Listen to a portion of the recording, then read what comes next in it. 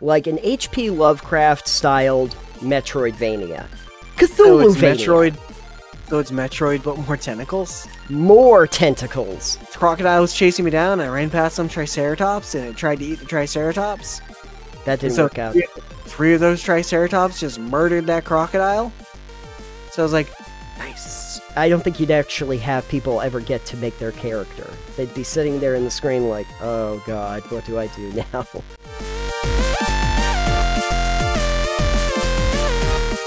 Alex, are you feeling squanchy? Only on the best of days. Only on the best of days? Well, good news. I think today's going to be your day. Hey, everybody. Welcome to Total Pebble Knockdown. I am Squanch. And I'm also Squanch. And this is Total Squanchy Knockdown. And first up on the show, we have a weekly Muse. And, What has to do with the Squanch? Because I feel like you don't know where the reference is from. No, I do. But, I don't know what the reference is to, but I know what it's referenced from. So okay. I know the origin, not the meaning. But that's fine. It makes sense in context. But anyway, today we start off with a weekly Muse. And over the last couple weeks, we had a lot of big game announcements and a lot of big game shows. At some point, probably on the next episode, we'll talk a little bit more about Summer Game Fest and a few things that are worth talking about. But it would be too much to discuss today. Really, though, the big thing that I wanted to talk about was the Xbox and Bethesda Showcase that Microsoft put on. Because I think that has a lot of titles that are going to relate to us. And, sure. And some information on games and upcoming stuff that I think is more important. So, the reason why I brought up Squanch. It's Squanchy Games is a thing, I believe, right? Or Squanch Games? It is. And so one of the highlights of their showcase was actually a game from Squanchy Games that you might not have known about. They made Accounting Plus, I believe. I believe they did, but there is a new one that they announced that, I should also mention before I get into this, that what they decided to focus on, if you're wondering why there are games that are not included in this list or that they didn't talk about, was they wanted to make it very clear, Phil Spencer wanted to make it very clear, that this is just games that are going to be out inside the next 12 months. Yes. So if there's future projects beyond that, they didn't really talk about it during the showcase. But Squanchy Games is making something called High on Life. Don't know if you had heard about this. I listened to Yahtzee and The Escapist talk about some of this stuff, so I've heard a little bit, yeah, but... Yeah. Not enough. I figured that might relate a little bit to you, just because it's, like, it looks like an actual, like, AAA game, like they actually they have the graphics and the fun part about it is that you have all these guns, but they're like bioweapon guns, and they like talk to you, the guns talk to you, and then like spit acid out of their butts and mouths and stuff from the guns. Sounds about right for Squanch. Yeah. So that did get a lot of press because it was the first time that we had really heard anything about it. Probably up your alley. Maybe. See what I did there? Because the butt. Anyway, so I wanted to lead you off to know that reference actually did mean something. But few other things that might not appeal as much to you, but definitely mean something to me. There's going to be a new Plague Tale, Requiem. I played the first one, Plague Tale Innocence, great game. Great stealth action game. Requiem looks like it's a little bit more action focused, but I'm there for it.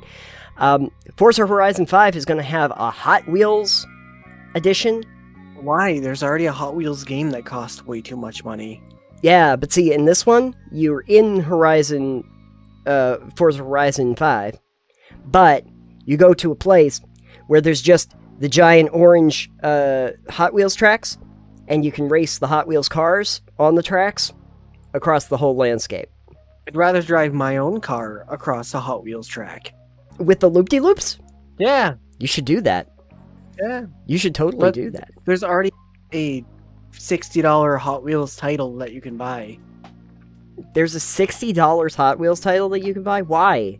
Yeah, you can race like your Hot Wheels cars or the Hot Wheels cars, and you can buy different skins and stuff for them and everything. Oh, wow. Like a ton of the DLC for it are cosmetics and cars. So it's like, just virtually race your Hot Wheels cars and buy new cars. So you don't get any real cars, you just... I'm starting to think that this might actually cut into their profit margin, because Horizon is a much better built game, and there's gonna be Hot Wheels cars that they just put into that, and it... Sorry, it's $49.99. It's okay. Hot Wheels Unleashed. Hot Wheels Unleashed. Oh, right, yeah. Also, the Forza Horizon 5 Hot Wheels is $19.99. Is gonna be $19.99. Okay. Yeah. So if I just look really quick, there's 53 DLC for Hot Wheels Unleashed. Oh God. And a lot of them are like, under $5. But like when you have that many of them, oh yeah. I mean, there's a ton of free things too for the holidays and whatnot. And, yeah. But yeah, like Jurassic World, Monster Trucks, Batman, their Battle Pass or whatever their pass is called, Car Pass. I don't know. Easy Pass is what I would call it. It's just called Easy Pass. I would call it that. There's 3 of those. They're each $30. Why did it get well reviewed at all, or did it get mixed? It's got mixed reviews. Yeah. Recent and very positive all time. I think I would go with the Forza Horizon version, because that was a very well done game. That looks far more photorealistic. But yeah, if you want to race Hot Wheels, you can buy a Hot Wheels title and then spend the next $80 on DLC if you want. Yeah, or if you $90 if you pass. Or if you either have Game Pass or you have bought Horizon, maybe just buy the Hot Wheels version, or the Hot Wheels add-on pack for that, because it seems like a more cost-effective, better version. Because you know that the racing is better. But anyway, also a lot of these are going to be Game Pass day of titles. Of course, they made it very Microsoft clear. Because they are pushing that hard, and they're doing a good job of it. I will give them credit. So The Last Case of Benedict Fox. Now that is think Metroidvania, but with Cthulhu. Like an H.P. Lovecraft-styled Metroidvania. Cthulhu-vania. So it's Metroid, but more tentacles? More tentacles. Surprisingly, more tentacles. Cthulhu-vania. We're gonna call it that. So it's a side-scroller? It is. Exploration? It is. It's a 2D... it's a 2D version. So the Lovecraftian just comes from the theme? Comes from the theme, yes. Of, like, being a detective going through this kind of morose world that's, like, dealing with cosmic horrors and stuff like that. Sure. I guess the real question I have is, are any of your enemies going to be based on Cthulhu's mythos? Or... They didn't really show, like, and I guess that this does kind of fall into the cosmic horror, is that they didn't really show a lot of the enemies specifically, because it's supposed to be a little bit more... Cosmic horror is supposed to be a little bit more a theater of the mind, like what lies beyond. But. Right. If they had been like, yeah, here's just a horror that looks like Cthulhu, it would be kind of lame. Yeah. Yeah, it's true. Again, you can't kill Cthulhu. Cthulhu is a thought or an idea. Yeah, yes, you can't kill Cthulhu. But if you tried, that would be pretty sweet. You wouldn't succeed. In Obsidian news, Grounded is going to actually get full release. It's finally out of early access. I didn't realize it was still in early access. Well, they've been doing a lot for the add-ons. Over the course, they've been doing a lot of big updates over the last couple years. Okay. But all of that's together. They've put a full story basically in it. You know, all of the additional content that they've put in is now something that's going to go into a full release that will be available, and so you'll be able to play that now in more of its final form.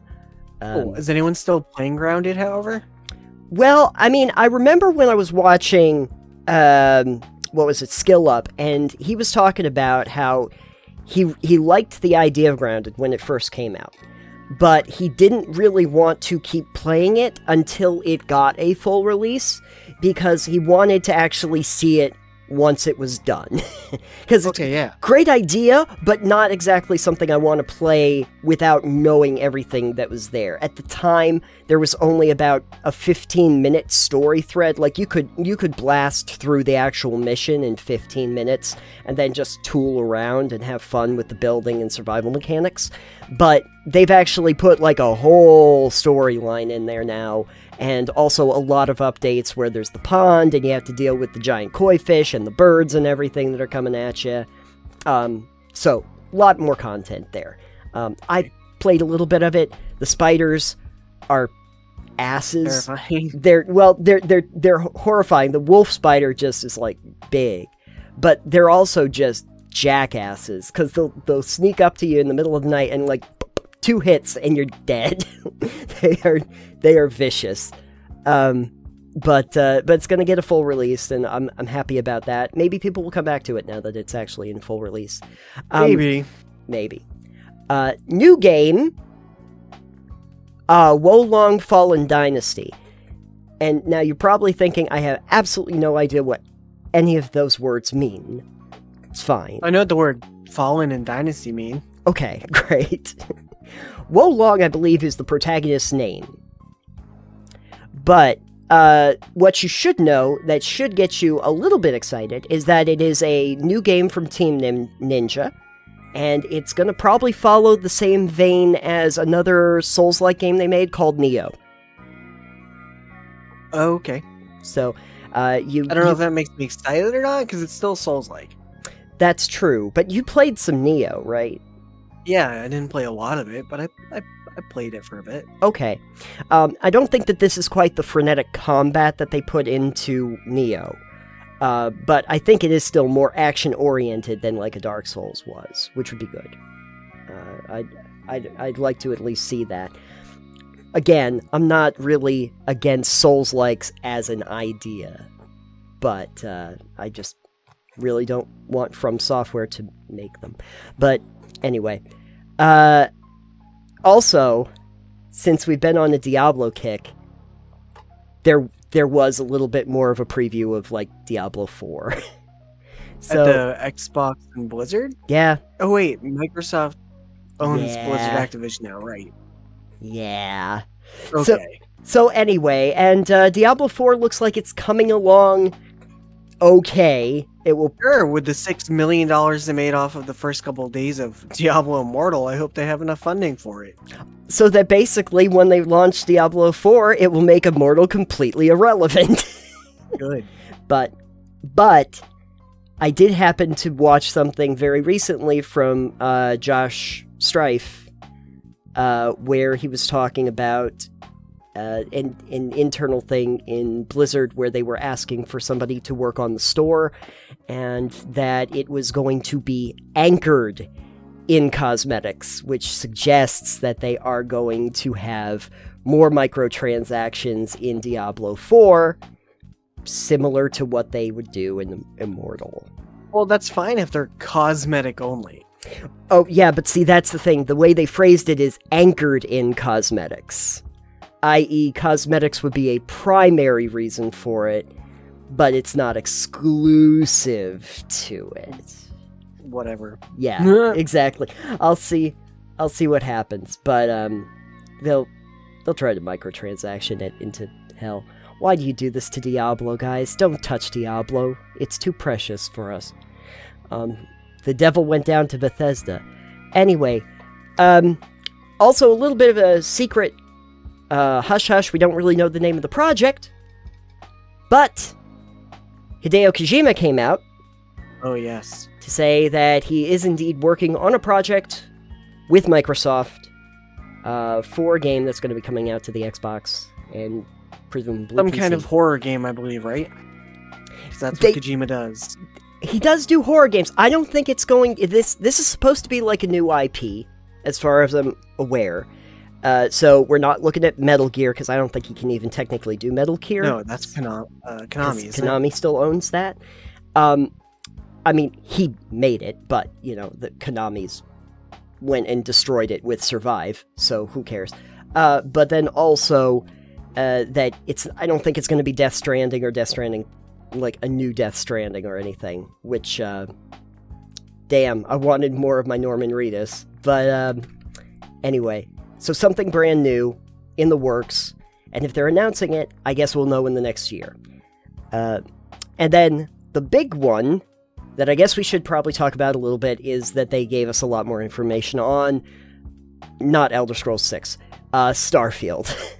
Yeah. A little bit more on Starfield, yeah. Yeah, I've heard some things, but I'll let you tell me about it too. Alright, let me see if I can give you a little bit of an upshot of this, because I did end up doing a Titanium Mine where I'll talk more about the existential crisis that it poses, but basically, when they started showing this off, I thought to myself, oh, okay, you're basically doing like a Fallout game, but it's in space.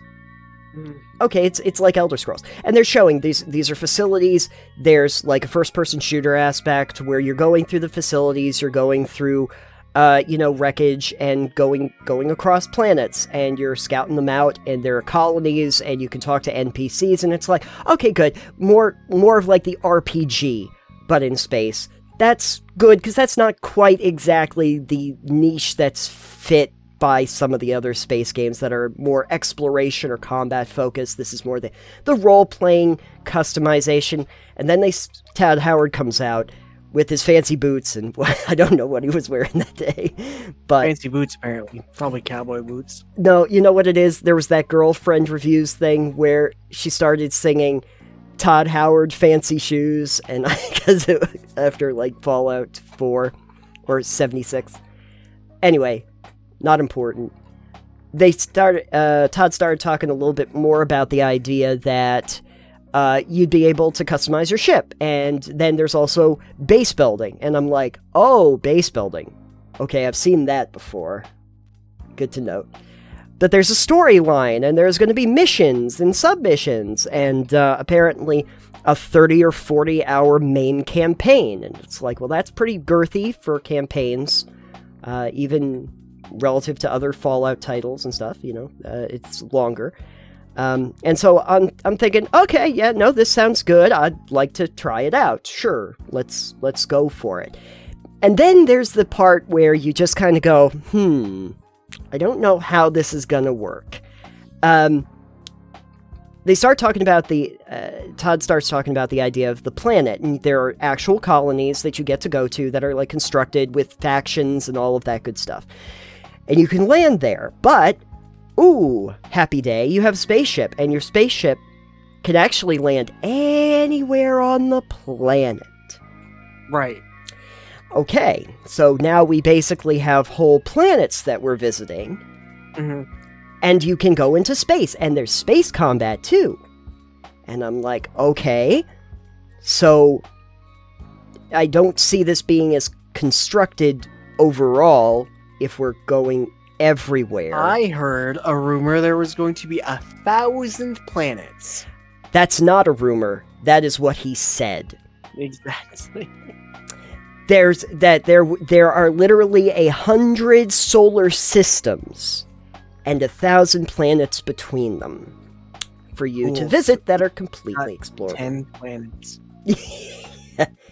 and this leads to the problem that I think a lot of people are having in the discussion that's been going on right now is, in a typical Bethesda game, if you got a hold of a Skyrim or a Fallout, anything like that, there's a map. The map is populated with a lot of things.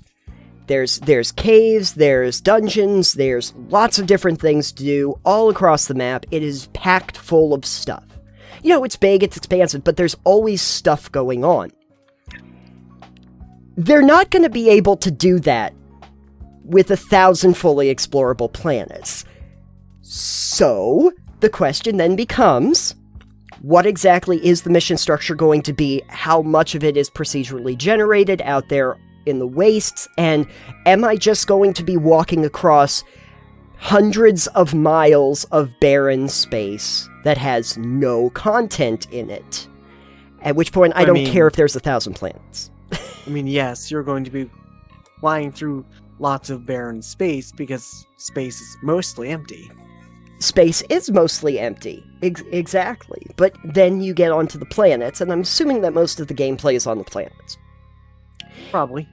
If that is the case, I know one of two things are true. Either it's mostly procedurally generated. Well, no, we know it's going to be mostly procedurally generated. Bethesda's even done that in some other games. But it's going to be procedurally generated, and there's not going to be a lot of content on most of those planets, even. Which, at that point, why have them, realistically? Or they want to populate it with a lot of stuff. Like, there's a lot of, maybe just procedurally generated, but a lot of things to do on all the planets, at which point, I don't have time to do it all, and therefore it's irrelevant to the story and the narrative and the RPG elements of it. Well, one person I listened to was guessing that a lot of the planets are probably just going to be survival materials and like resource hubs where you gather a lot, because there is apparently No Man's Sky style resource gathering and the like. There's mining. There's going to be mining and everything. Yep. The other thing I heard was from the same person was that the combat looked really boring. I was watching, I think, Mr. Matty Plays, and he was saying, yeah, that combat looks rough. It's, it doesn't feel impactful. Like, bullets don't seem to, like, when you shoot someone, there's no reaction. They just kind of keep going along and everything, and it felt really, like, weak in terms, like, maybe better combat than a lot of the Fallout games, but that's... Sure. Fallout was not known for having really tight FPS combat. I like that they had the like jetpack. You have a jetpack, you can go across ravines and stuff. It's like, yeah, that's every cool. space game has a jetpack. They need a jetpack. It is a requirement. So it's probably going to be coming out first quarter, I think, of 2023 at this point. So we have less than 12 months to actually find out about it. But what I did talk about in the Titanium Mine was mostly the idea about the existential threat of games that are so large or ask so much of your time that it becomes near impossible to actually, like, really fully experience them. And like, I'm okay with it in some things that just want me to be exploration-based, like in a No Man's Sky, I can do that. I can appreciate what they did with, like, Elite Dangerous or in Everspace 2, where they want you to be able to go to all these places and try different things. In an FPS formula where I'm supposed to be much more, you know, in-depth with my character specifically, though, and their story and the story of everybody else around it, I wonder if this is... the formula that they're putting together is going to work. It's kind of up in the middle of nowhere for me, so... Up in space. It's up in space somewhere. It's up in space. So, yeah, like, as I said, there were some other game announcement and showcase things that went on, and we'll talk about that later, but those seemed like the more relevant ones, and I'm interested in, obviously, what Blizzard and Bethesda are doing. So, yeah. Did any of the stuff that I mentioned here hit you particularly well? No. Not really. No. Not really. Not even Squanchies? I've never played any of the games. The other title, Accounting Plus, was VR. There was another one that looked a lot more like a Rick and Morty. Well, yeah, Squanchy is a reference from Rick and Morty, and it, I believe, is in conjunction with Justin Roiland. Yeah. Who is a creator of Rick and Morty, so that's where that all ties in. He's got a very specific brand of humor. That's a good way of putting it, yeah. Which is not a bad type of humor, it's just very ridiculous over the top in a lot of cases. Yeah. It's very conceptual. I appreciate it. Yes. Yeah. Accounting Plus, everything I've seen of that is just wild for Yeah. instance. So that's definitely going to be interesting. I don't know if I'd ever want to play it, but I'm sure I'll see something. I'm sure he'll do something ridiculous out the gate with it. So yeah. If I can find it, I will try to give you the preview of it so you can see what it's like. There was one other thing that I was going to mention about the Xbox Showcase, but I think I will lead off our next segment with it because it is related to what you want to talk about. Yes. Please go ahead and lead off with that. All right. The next thing that we have up is a soapbox, and one of the things that might be relevant that also came up during the Xbox Showcase, Alex, I think this is going to be pertinent.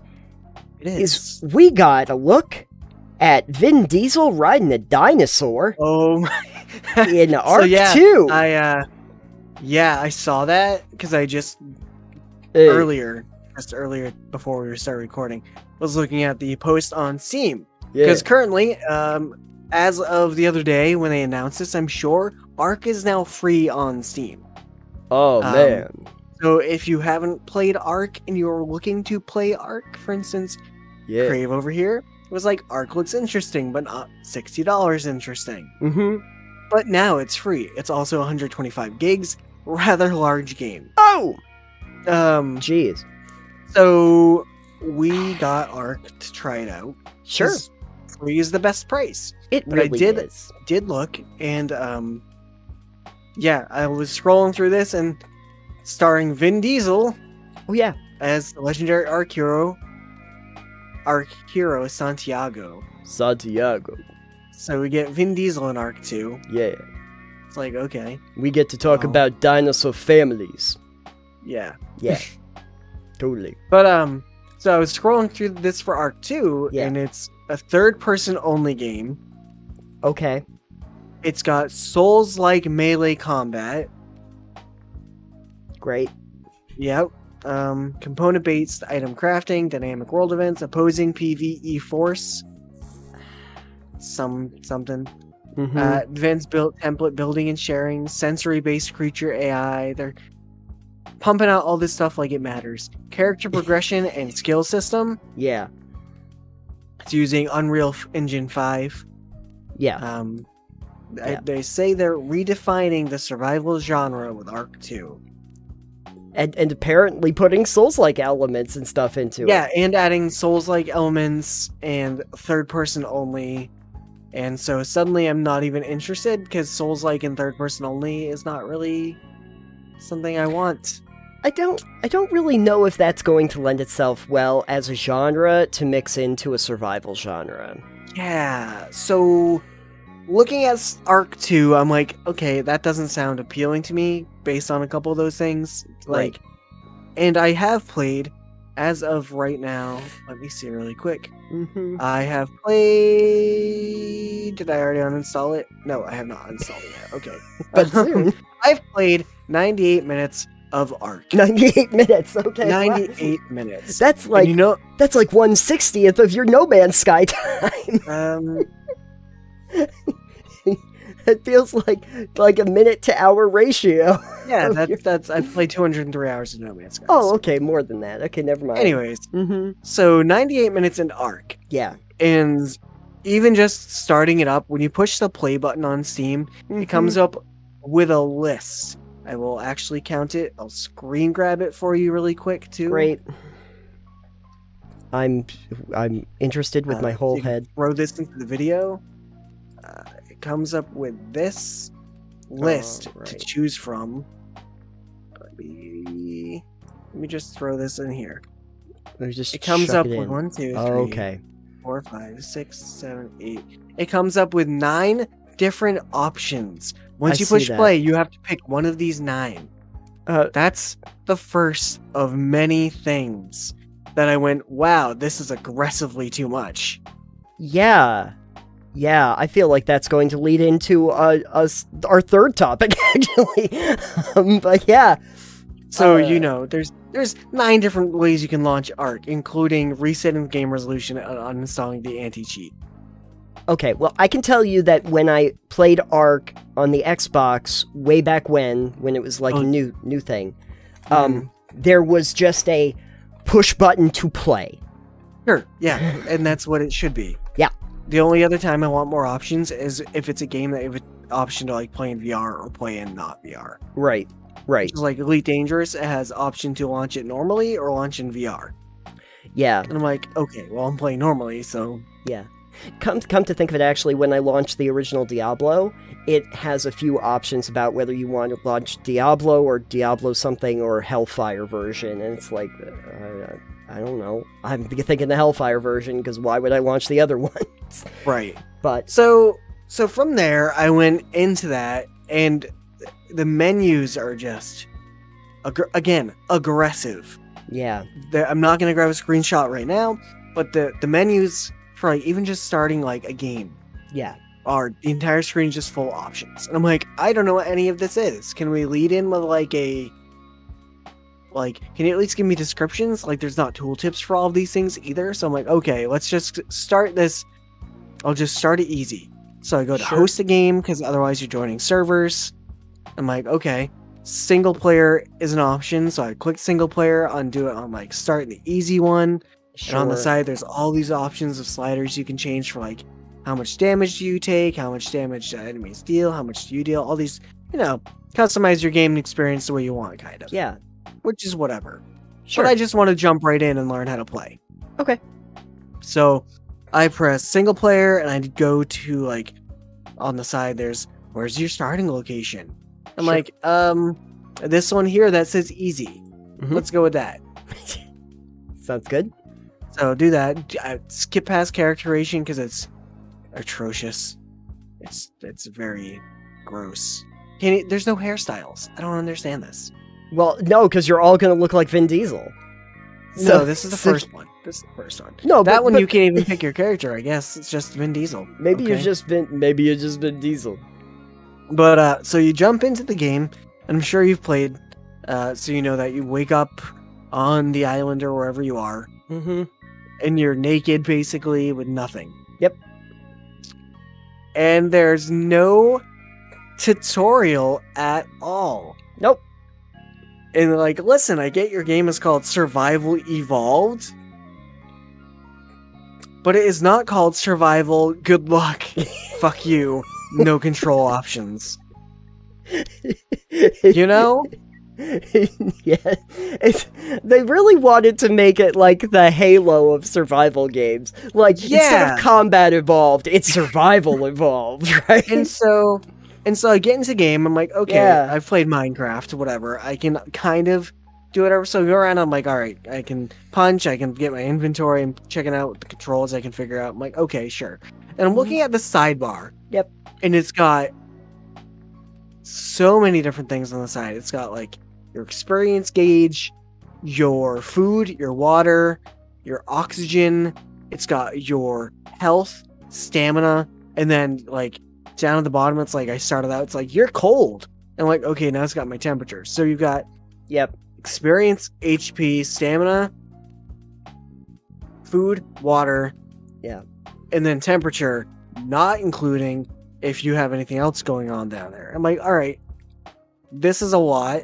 It's pretty self-explanatory, but it's a lot to survival stuff to keep track of. Yep, it is. And so I'm like, all right, cool. Let's go punch some trees, see what I can do, get some stuff. What can I do, So I start punching trees. I'm like, okay, thatch and wood. Yep. I'm walking around. I'm like, how do I get rocks? I'm like, okay, I can make a pick, maybe? And I'm looking around. I'm like, generally, if you're looking at an item you think you can interact with, it would have a prompt. Yep. In a game, right? Right? You'd imagine. You'd imagine that. No, there's no change to your reticule. There's no change to anything. There's no prompt. Great. You can find a rock in the ground, and you just have to know you can pick it up. Yeah. Yeah. And I'm like, oh, you can pick these stones up. Okay. That's how you collect your stones and your flint to begin with. And then you can make tools to collect it from actual, like, bigger rocks. But there's no prompt for it. There's nothing to tell you that you could do it. You just have to either figure it out or know that you need to do it. And then I'm looking around again, and I'm like, okay, food. And it's like, oh, I can pick up some of these leafy plants on the ground. I can harvest those. Again, no prompt. Doesn't tell me you can pick these up. Doesn't tell me what they are. No. So it's like, oh, cool, yeah, you got berries and all this other stuff. And I'm like, okay, cool. I mean, of course, before I figured all this out, I've died 3 or 4 times to a fucking crocodile. Oh, a crocodile for you. Okay. Yeah. Yeah, it was like a T-Rex for me. I wandered into the woods for like 5 seconds and just got trampled. No, I stayed on the beach, and it was like, crocodile. And it's like, what's attacking me? And I'm like, oh shit. And then it just ate me. Yeah. And then I respawn really close to where I just died. Yep. And it comes right after you again, of course. Oh, of course it does. And then if you manage to evade it, it's like, all right, well, I want all the stuff on my body because you drop everything when you die. So I go back, and it's still hanging out by my body. Sure. Although I will say, if you get there when your body is still there, you can punch the shit out of your body and get the raw meat from it. Oh. That's an interesting tactic. Yeah. Actually, no, I shouldn't say that because, you know, I think I mentioned that I played Conan Exiles. And there is literally a thing where you can end up collecting, like, your own arms from your corpse. Yeah. So to use as a weapon. So I'm going through, I'm learning stuff because I'm getting leveling or whatever, and it's like, okay, I can make some of this stuff now, and I'm like, how do I get more of this material? And it's like, oh, you need a lot of these material to make that. Like, yeah, okay, great. So I get a spear. I'm like, all right, cool, maybe I can stab some stuff. One thing I thought was cool is the crocodile was chasing me down. I ran past some triceratops, and it tried to eat the triceratops. That didn't work out. 3 of those triceratops just murdered that crocodile. So I was like, nice. Perfect, yeah. But yeah, there's a lot. It's very much so a game that is like, do you know how to play? Because we're not going to teach you. Yeah, learn, get good. Learn fast or keep dying. Maybe that's why they thought it would be a good idea to add in Souls-like elements, because it's really the get good of it. So here's the thing, it's like, I don't mind some survival crafting exploration games, you know? Yeah. I've really enjoyed No Man's Sky. Yeah. But it teaches you fairly straightforward how to play it. Oh, it does the smart thing that you expect survival games to do, where it says, let's start with one simple thing. You know, your oxygen is not working. Well, we gotta fix that. Right. Let's find your ship. We need to repair your ship. Let's do these things. Here's the basics of how to play. Yeah. And then kind of expand it as you go. No. This starts you with nothing and expects you to know everything. Oh, yeah. Yeah, it sure does. And like, go into the character screen when you level up. And it's like, here's a list of stats you can improve. From health, to food, to water, to oxygen, to stamina, to weight you can carry, to fortitude, which it doesn't tell me what that is. You know, a bunch of these stats, and there's no tooltip on it. It's just, good luck. Assume you know what it means. I have no idea what fortitude means. Yeah. And then there's like torpidity at the bottom. Like, I don't know what that means. Yeah. Do you have like things for like exuberance level? Yeah. Like that. So I'm like, all right, I guess I'll increase my carry weight so I don't get encumbered so quickly. Yeah. Like, I don't really know. It doesn't tell me. And then the engrams, it's like, oh yeah, it doesn't give you an explanation for anything. Yeah. And there is a survival guide right at the main, like, you know, as soon as you start the game, you can choose it as an option instead of like going into a game. Sure. But it's really bare bones. Yeah. Fair enough. Like, yeah, here's some explanation. Read it. Just Read figure it out yourself. Figure it out. Figure it out, scrub. Tell you shit. Yeah. I thought that it was an interesting choice to have like large predators right where you start. Yeah, most games don't do that for that reason. No. They will wait until you've ventured out beyond the original area before they start giving you the largest creatures in the game to deal with. Yeah, and MMORPGs, the smart thing that what they usually do is up the first starting area. None of the monsters are tagged as hostile, for instance. Right. I'm sure you remember from your days of playing World of Warcraft. Like WoW. Yep. Is the starting zones? Up until like level 8, nothing is really gonna aggro onto you. No. Unless you attack. No. And there's also like leveled areas, like certain levels for different areas. And I'm not saying that a survival crafting game should have that necessarily, but it should definitely be like, yeah, if you have a starting area, right, you're not going to be aggressively targeted by a pack of Dilophosaurus, for instance. Right. We're not going to have you go in the water and then 16 piranhas come after you and eat you.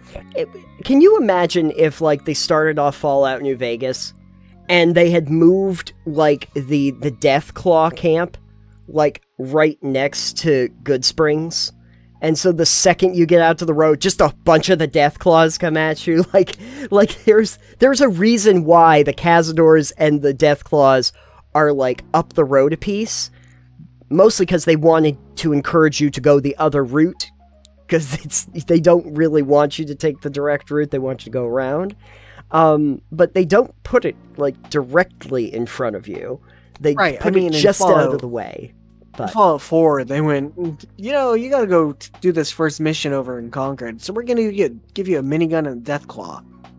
Which is still a really odd choice. Like, you're not equipped to murder it. You don't have the skills to really kill that Deathclaw without wasting all of your ammo. Yeah, they give you the power armor and the minigun, and there's been a lot of videos. I saw one video, I can't remember by who, where they were kind of like going, that was just I don't know if that was a very good design choice. There would have been a lot better ways where they could have, one, introduced the power armor and your miniguns and everything without having that moment, because it kind of trivializes the whole thing of like getting the power armor. It would have been cooler if you like got your frame and then you were tracking down the parts and like customizing it and making it your own, and it was further down the line than like the first 2 hours of the game. Giving you the power armor is just silly. I don't even play Fallout 4 with power armor, like, ever. Oh, I rarely use it.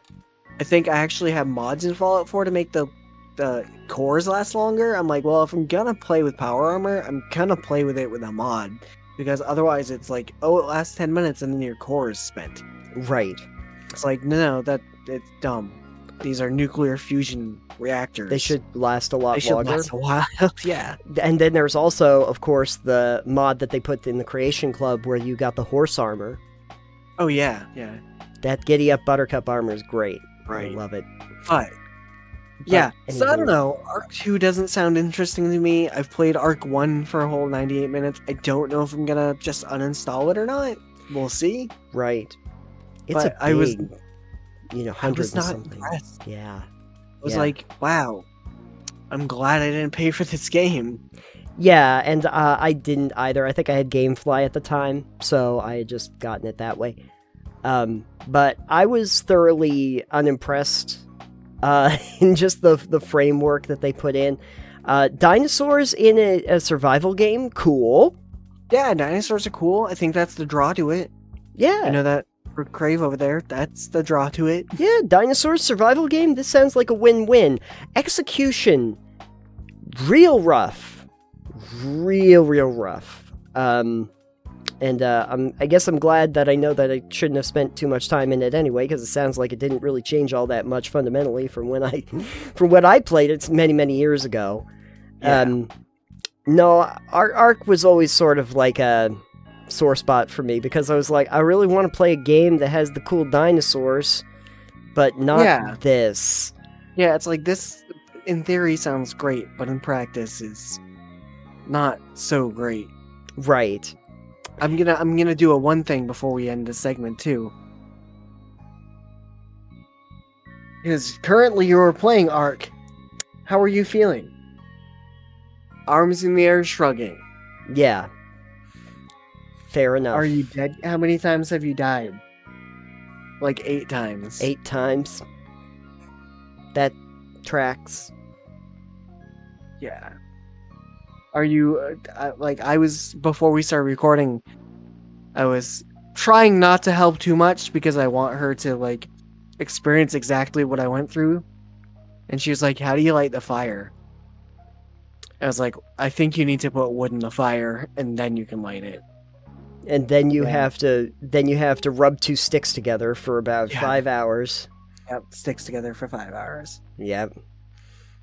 Because... But yeah, so it's a resounding shrug. Yeah, it's the shrug of the year is Ark. But yeah, at any rate, I mean, hey, if you want dinosaurs in a game, I was playing this other one called Horizon Zero Dawn, and you get to actually fight dinosaurs, and that's fun. So is Horizon good though? I liked Horizon. Okay, so maybe you might actually. I'll tell you this. You would probably like it. It's more of like an open world if you kind of liked Ubisoft games or you had any interest in them. It's more that model. The combat is pretty great. A lot of different options for your weaponry. You get to set traps and stuff like that. And big metal dinosaurs. Yeah, I mean, Craeve also thinks that one's interesting, Horizon. Yeah. And she really enjoys Far Cry Primal. Yeah. Yeah. And so I think if Ark was more Far Cry Primal, but survival, I think it would be better. I mean, let's face it, Far Cry Primal, you got to have a saber-toothed tiger friend that just went and mauled people to death. Yeah, Craeve just sends her animal out to murder people, generally. And you get to ride a woolly mammoth. Yeah. She's really good at stealth game playing that by murdering everything with her animals. Fair enough, yeah. Yeah. You get to occasionally ride some metal dinosaurs in Horizon, too, so... Sure. It's fun. All right. It's good. Anyway. This is my soapbox. Survival crafting, fine, if done well, but, like, I don't want your survival to be, like, a bad experience playing it. Like, don't give me the bare minimum, or even less than that, and assume I'm going to enjoy it. I'm playing your game for fun, not for realism. Saying that you're making a survival game is not an excuse to give no direction for how to play your game, and I certainly do not appreciate the what is it, when you see people that do like a lot of the audio mixing, the audio producing, and they have that giant board of sliders. Yeah. Don't give me that for for my survival mechanics, where I have to focus on the 50 freaking controls. Yeah. It's too much. It's too much. Mm-hmm. Or if you're going to introduce them, you got to introduce them slowly over the course of time. I can't figure them all out immediately. Yeah. Give me a 2-hour tutorial, that's fine. Yeah. Because then I can't refund your game. I get it. It's fine. On that side note, too, I did have GOG refund my Diablo. Oh, good. Because you get like 30 days, so I perfect. Got that. Yeah. But spend it all on Immortal. Yeah, just spend it all on Immortal. No, actually, I think I got Sunless Skies with the money that I was... There you go. Some of it. Since you have shared with me the 9 different options to open up... open Ark, there happens to be something related to that we were looking at in the forums following some of the discussion of previous episodes that we had. So I thought we would do a little bit of a delving deeper on the idea of choice paralysis, and more importantly, how to try and avoid this in less choices. Games. You just get less choices. Less choices. Done. Segment great. Perfect. That was a great delving deeper. It was the quickest one we've ever done. But no, let's dig into that a little bit more than that. Because I'm kind of trying to figure out, when you see those like 9 choices for Ark, for instance, I wouldn't necessarily be, worry if there were just a few choices. But what is the point where you see a list? How many items has to be on that list before you kind of go, well, that's just too many for me to deal with? Before I have to really stop and think. Depending on what it is. Yeah. Like 4 or 5. 4 or 5. Yeah. This, launching a game, that's sort of the meta part about this. But, like, actually in-game, I'm I'm kind of trying to work out, you know, how much choice I want to give people at any one time, because right now, since I am actually playing a spellcaster in D&D, for instance, there are spell lists. Lots of them. There's lots of spell lists, and bards periodically can look through the whole freaking thing to determine what they want to do. And that has made me very aware of, like, the sheer level number of spells. And I do start to realize why the classes themselves usually have a more structured number that they can do, why they don't have all the spells available to them. Well, yeah, I mean, in-game reason and lore reason is different casters cast with different abilities. Like, a druid cast from nature, and a paladin or a cleric cast from divine magic, so that reflects their, you know, what they can cast. And a sorcerer and wizard are arcane, but slightly different arcane. Wizards like their books. Wizards love their books. Wizards love to use the books. Take away a wizard's book and he's useless. That's true. That's like a teacher. The sorcerer, though, it like flows through them, and they can manipulate. They use the force. They use the force, exactly. And then, of course, you have the warlocks who made a deal with a patron. Deal with the devil, if you will. Yeah, to get demon powers. So there's that. Not always demons. Okay. And then bards sing songs. Yes. Sing songs, tell tales, basically. Yes. So they don't give you access to every single spell in the game. And I also started to realize, and I thought that this was really important, is for a lot of those lists, for every single level that you go to, because they will dole them out over the course of the game as you get higher spell lists, and will not just give you a bunch of spells up at the start, there are different kinds of spells that will do different kinds of things. One of the tricky ones that I was seeing is when you get to like 3rd level, there are, on the wizard spell list at least, a lot of high damage spells that will do slightly different things. Like if I were looking at 2 very famous ones, Fireball and Lightning Bolt. Okay. So they both basically are like 8d6 area effects.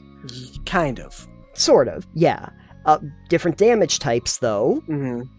And also the fact that Fireball is like an area of effect, like circle. Yeah.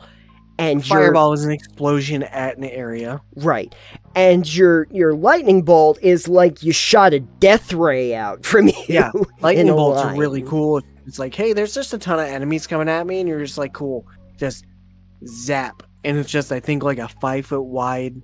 It's 5 by 100.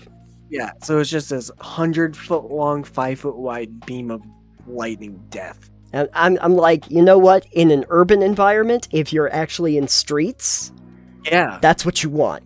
you want that for street combat. And then it just sets everything on fire around it too. Yeah, it can definitely do that because it's lightning. Yeah. But like there, if I'm only really able to choose one of those spells, now I got to really think. Because they're both real high damage spells, but they're also going to function slightly differently. When I have my bard spells, though, I did notice that a lot of them function in very, very specific ways. Some of them are going to charm people. Some of them are going to be control spells. Some of them are going to be damage spells, etc., etc. And they're going to have very specific usages depending on what you want to do.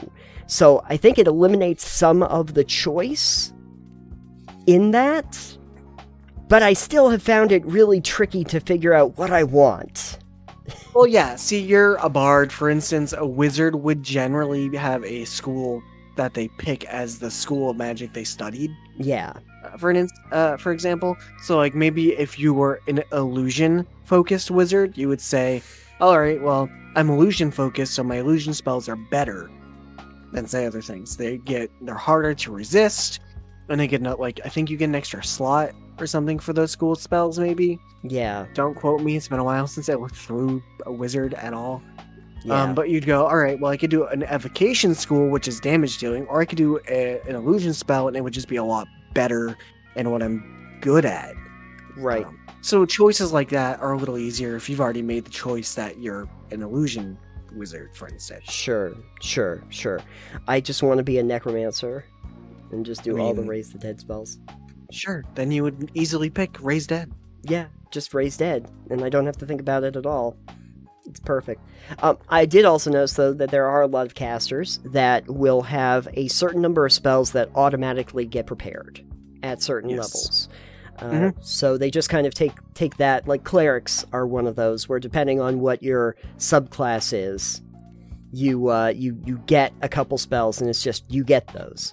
I would imagine that if the mechanic was that you can pick those spells, or that you can add certain spells, you might be,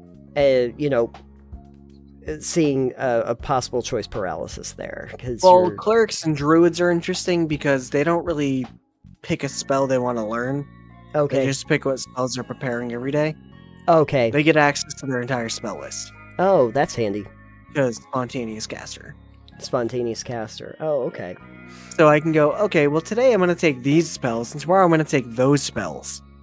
Oh, that's You neat. can swap them out, like, whenever you want. As either of those class. Okay. Yeah, bards can't. I have to... No. You learn spells. I learn spells, and then the rules as written, at least, is that when you level up, you can change out one of your spells for a different one. Yeah. Alright. I take advantage of it, but still. The benefit is, of course, that periodically you get to just pull from any spell list you want. Yeah. Which is good. It's great. Wizards, on the other hand, though, you gotta put everything down in your spellbook, baby. Yeah, and that costs money. Yep, and time. Takes a lot of time. Used to cost experience, I think. Oh, really? Yeah. They don't really use experience for anything except for the leveling up part now, I know. There are games that you do use it in. Oh, sure. That part of your level, like FFG, for instance, some of their games, what you do is you spend experience as you level. Oh, sure. So what you would do is say, all right, you hit a point where you can spend experience. Now you have all these experience points. You can buy different things with them. So sure. Experience is used as currency. Those systems can be fun. But yeah. then you usually have a lot more choice too, because you're not generally a class specifically. Sure. That being said, actually, 1879, which I know is a system you're not familiar with, but when I was playing the Expendables, 1879 is a system based off of Earthdawn, and the way they do that is they give you adventure points for doing things in the game, and then the adventure points are actually what you use to raise up stats or add to your durability, which gives you more hit points, or learn new skills and stuff like that. But you don't technically have a level. You would spend adventure points to raise up your mastery of things. I almost think it would be really cool to have a hybrid of class and like spending like EXP or adventure points or whatever. So like maybe you have like a general archetype.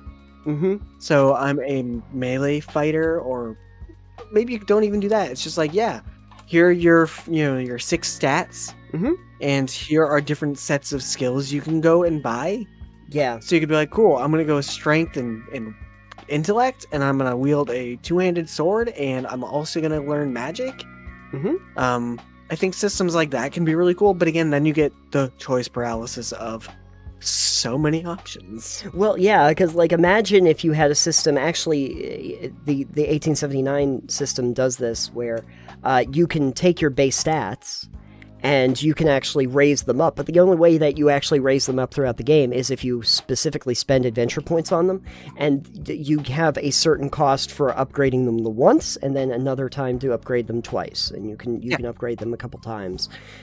Similar to your individual skills, where as you raise them up and you get higher totals, it will use more adventure points to do that, but that's how you get better at things. Yeah. It would be interesting. I mean, it would be kind of neat if you had a system where you had like 3 basic archetypes, and then the abilities and stuff that you saw from, like, maybe D&D, where you have, like, the fighters, you know, battle masteries, and the barbarians rage abilities and stuff were options that you could pick, and you could spend money on making them better, or, you know, building and customize what things you want to synergize with. But, you know, that I would imagine, if not accurately, like, described up at the front, or if that was all given to you right at the front, that would be a lot for... I don't think you'd actually have people ever get to make their character. They'd be sitting there in the screen like, oh god, what do I do now? Yeah. Big thing I put, too, in the idea of choice paralysis is I don't want any big decisions when I make my character. Right. Right up at the front. Level 1, just started out the game. Please don't give me much to think about right away. Introduce it to me after I've gotten my feet wet, and I've figured out the basic part of the game. They have done this very well. Since we were talking about Bethesda, they usually do this by going through, like, well, what does your character look like? And then there's a little bit of time, and then it's like, oh, well, like, what's your sign? What are your basic stats? And then we'll go in a little bit more and talk about it more. And then, of course, systems where you actually just start with a set score, like a basic score in everything, and then you just upgrade over the course of time. So I'm starting out, everything is just 1, and then I move forward from there. That's good. It keeps me from getting too much into the choice paralysis.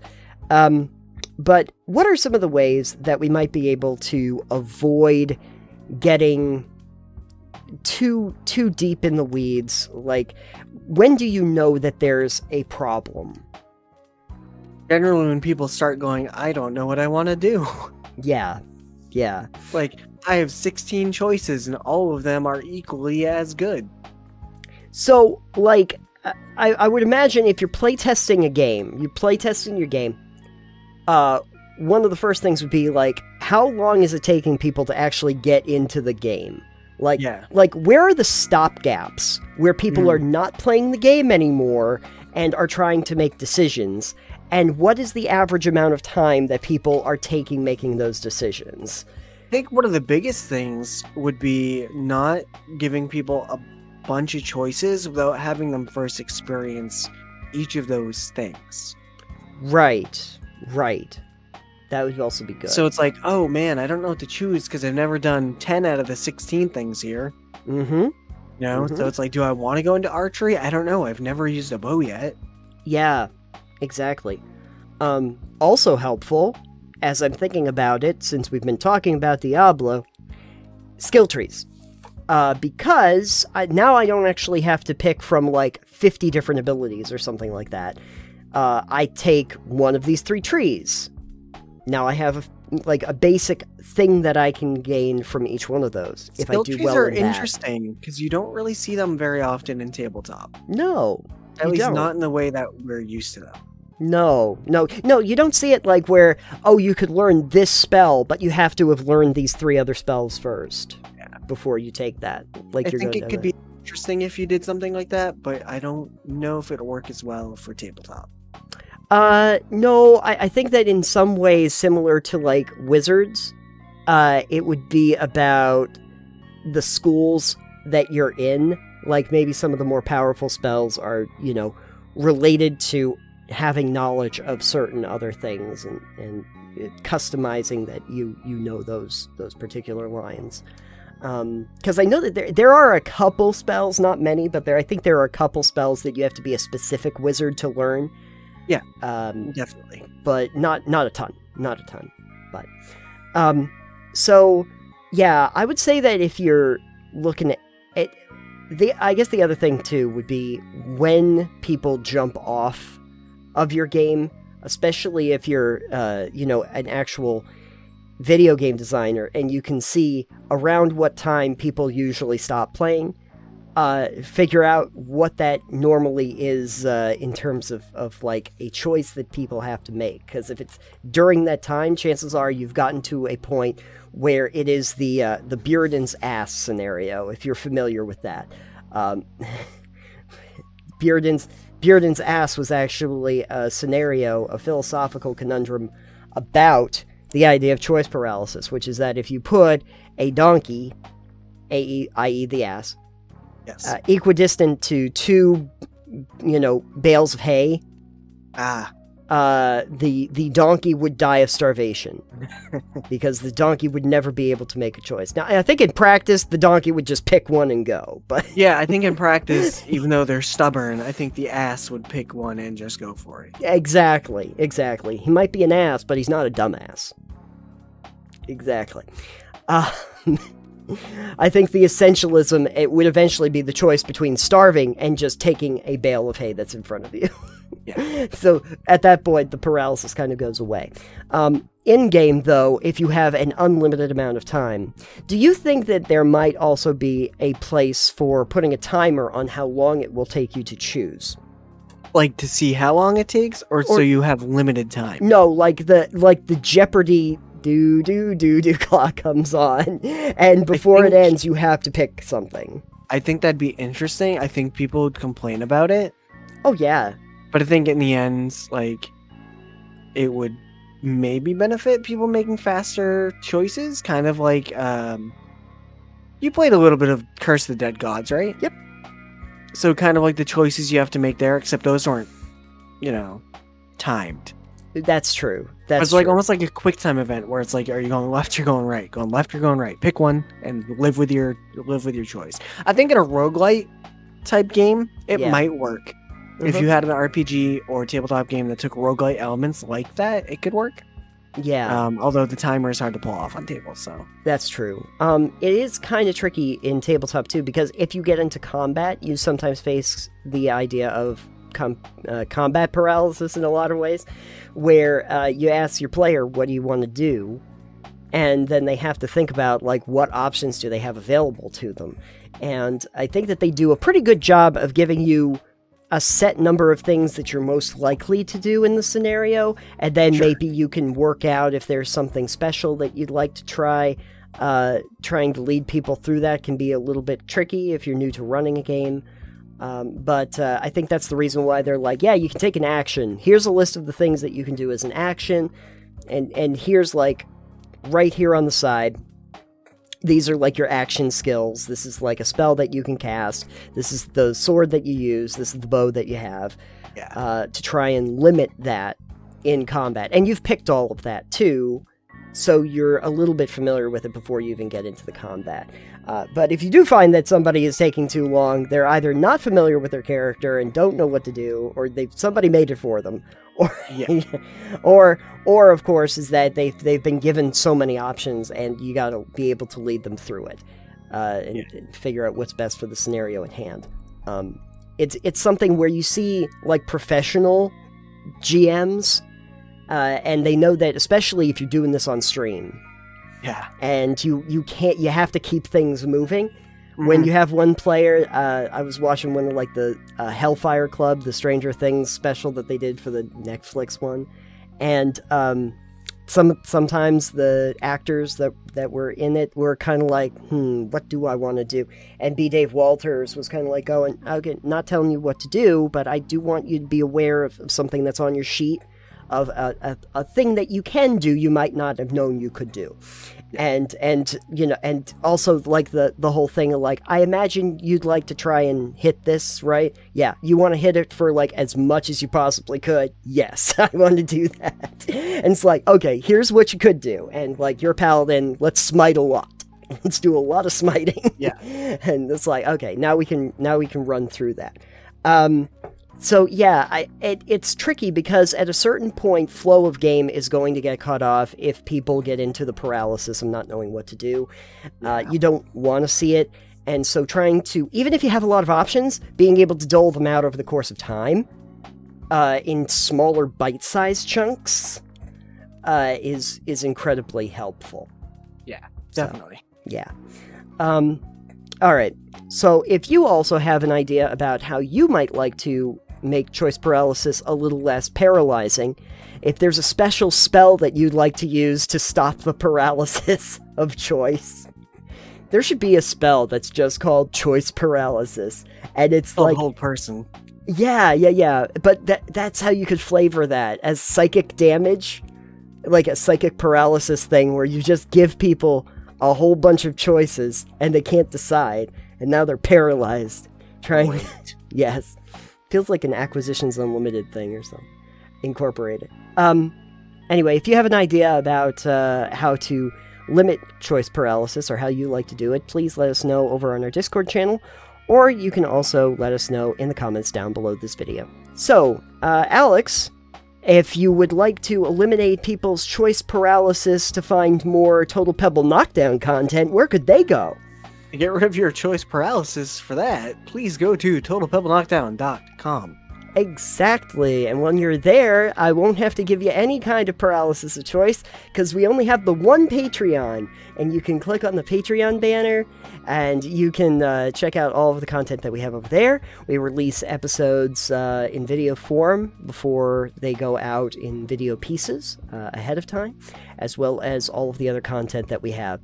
It gets released over there first, as well as some exclusive content that only our Patreon folks get. So check that out.